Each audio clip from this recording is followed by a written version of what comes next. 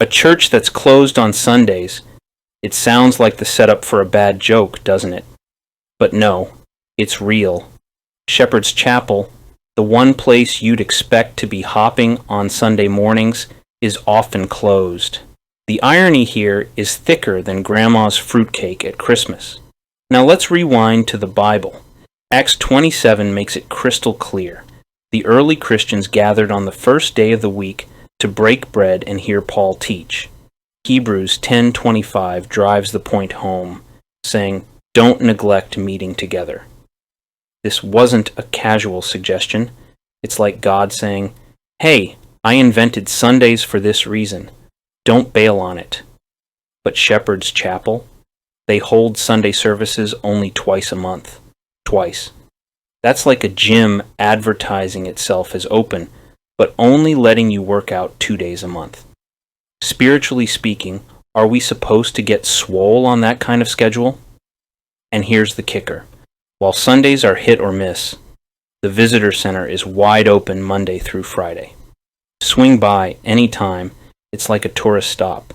But for what? Do they have postcards? T-shirts that say, "I came for the theology and stayed for the gift shop"? I mean, I appreciate the effort, but isn't the main point of a church supposed to be, well, church? Think about it. Churches aren't supposed to be museums.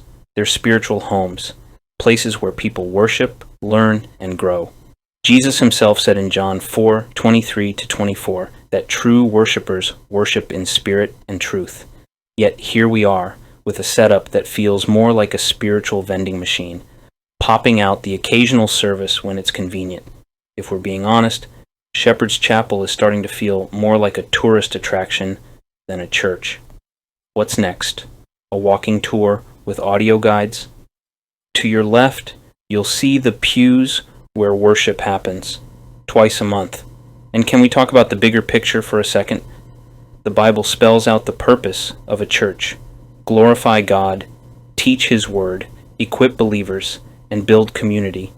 Ephesians 4:11-13 lays it all out. Churches are supposed to help us grow in maturity, like spiritual greenhouses. But let's face it, you can't grow much when the watering can only comes out twice a month. It's like trying to keep a houseplant alive when you only remember to water it when Netflix asks if you're still watching.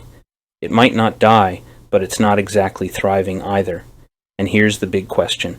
What would Jesus think of all this? I can almost picture him walking up to the front doors on a Sunday, seeing the closed sign, and flipping it right over. In Revelation 3:1-2, he warns about churches that look alive on the outside, but are spiritually dead inside. Wake up, he says. That's not subtle.